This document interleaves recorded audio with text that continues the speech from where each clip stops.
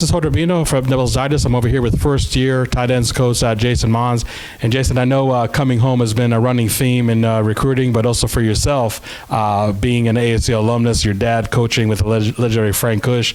Has it sunk in yet that you're part of this ASU staff?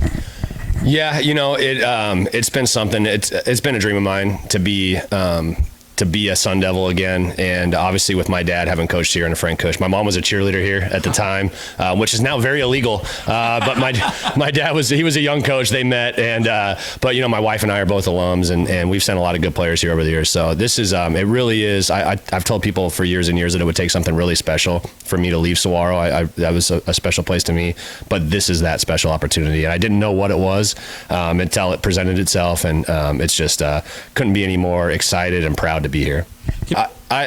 My dad told me a lot of stories over the years of what Sun Devil football was like under Frank Kush and what the Valley was like and how they responded. That this is Sun Devil country, and it was the main ticket in town. My dad was, when they were here, they were winning.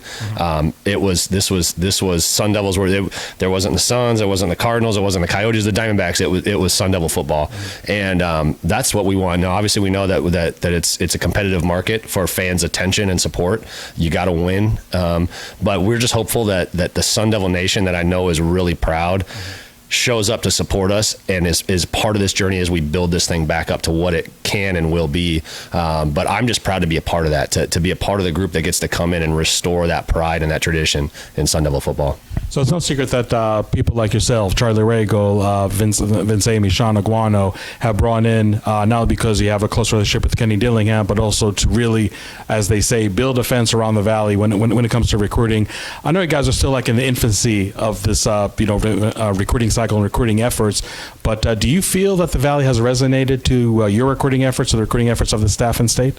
Yeah, I think there's a tremendous buzz right now about ASU football. I think it's because the relationships that Coach Dillingham has, and Coach Aguano and Coach Ragle, hopefully myself, and a lot of the other members of the staff. I mean, if you really go down the staff here that's here right now, it's a lot of people that either grew up here, coached here, played here, and so there are some really deep-rooted relationships, and I think that is why people are so excited, and I think they understand. Every staff that's been here since I've been involved in high school football has come in and said, we're going to put a fence around the Valley. This is the first one that I don't think we need to build the fence. I think that the fence is there, so to speak, because of the relationships that have already been established with a lot of these guys. Now, it's not going to be overnight. The fruits of your labor don't just materialize out of nowhere. We're going to have to continue to show these coaches and these kids that we believe in them. And it's one thing to say you want to recruit Arizona. It's another thing to believe in Arizona. And I think that's Coach Dillingham at the very top and the staff that he put together. We understand the Valley. We understand the level of players and programs that are here at the high school level. And I think every one of us to a man believes that you can build the foundation for this program with Arizona kids. That doesn't mean that 100% of your roster is going to be Arizona kids. That's not realistic, but I think you can build a foundation with Arizona kids, and then you fill it in with recruits from your national footprint, and you can build a special program that people are going to be excited about, and that Arizona State fans are going to show up on Saturdays, and they're going to recognize a lot of the names on the back of the jerseys, the kids that they saw have a lot of success at the high school level, and they're going to want to support them. Let's talk some X's and O's. I know with the involving the tight ends in the passing game, took half a season, unfortunately, for that to take place. But when it did take place, Sean Aguano, obviously a big proponent of that. Once he took over the play calling, it really just exploded. I think Jalen Conyers, coming into the 2023 season, is by far one of the best returning tight ends in the Pac-12. As a tight ends coach, having a guy like him, Messiah Swenson, a young guy that was injured last year, and Jacob Newell, who I think could maybe be like under their surprise.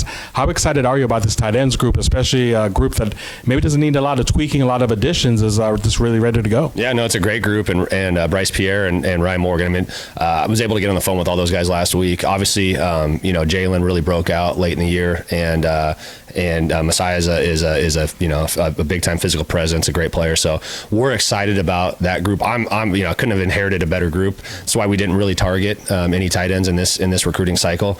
We've got 5 scholarship guys that we feel feel good about. And so I'm excited to coach that group. You know, obviously I think Coach Aguano and his kind of offensive philosophy was a lot more based in utilizing tight ends. I've always been an 11, 12 personnel guy as a play caller at Saguaro. I haven't had the kind of tight ends. I mean, you know, like you got Will Schaefer. Will Schaefer is here playing linebacker. Will Schaefer was one of the best tight ends I had.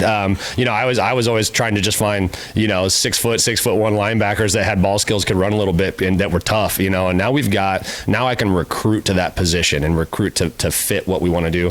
You know, Coach Dillingham's offense at Oregon was a base 11 personnel offense, but I think was in 12 personnel about 40% of the time. So, and they were leading the country in tight end touchdowns, I think, through the first 9 or 10 games of the season. So there's a heavy reliance on production from the tight end position, which is exciting for me. And I've always believed in, you know, outside of the quarterback, that the tight end in this kind of offensive system is really what makes it go. And it's really one of the most important positions on the field because of your ability to be very multiple without having to substitute personnel, which allows you to play fast, get a lot of snaps in, and really have an explosive offense. So the ability to have the tight ends that we have, to be able to have 1 or 2, and sometimes 3 on the field at the same time, is going to be a huge advantage for our offense.